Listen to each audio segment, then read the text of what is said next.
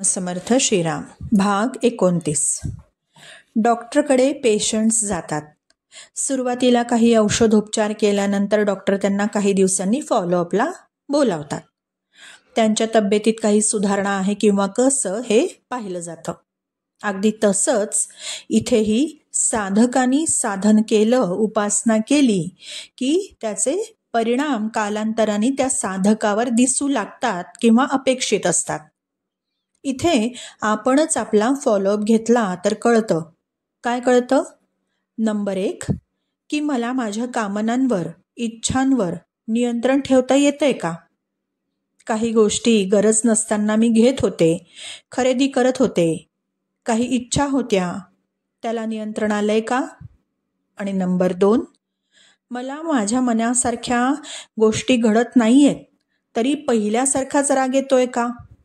की काही प्रमाणात कमी झालाय? त्याची तीव्रता वाढली आहे की कमी झाली आहे?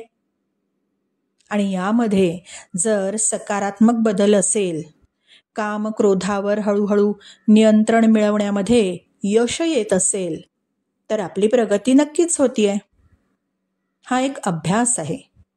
आणि जर ती परिस्थिती नकारात्मक असेल तर काम क्रोध तसेच वारंवार येत असतील, त्यांची फ्रिक्वेन्सी, वारंवारिता किंवा त्यांची इंटेन्सिटी, तीव्रता कमी होत नसेल, तर ती कमी करायची आणि ती घालवून टाकण्याचा अभ्यास करायचा, हे अत्यंत गरजेचं आहे. आपण म्हणाले याचा काय संबंध गीतेशी, अध्यात्माशी? तर भगवंतांनीच हे सेल्फ टेस्टिंग सांगितलंय. आणि हो, ही टेस्ट आपण आपली करायची, समोरच्याची नाही.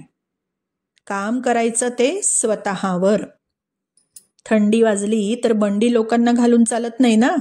अगदी तसंच भगवंतांनी आपल्याला मोठं टार्गेट दिलंय, ते पूर्ण करायला हवंय. त्यासाठी हा सर्व खटाटोप. श्लोक 26 अध्याय 5 काय सांगतोय? काम क्रोध वियुक्तानाम यतीनाम यतचेतसाम अभितो ब्रह्मनिर्वाणम वर्तते विदितात्मनाम. श्रीराम समर्थ श्रीराम.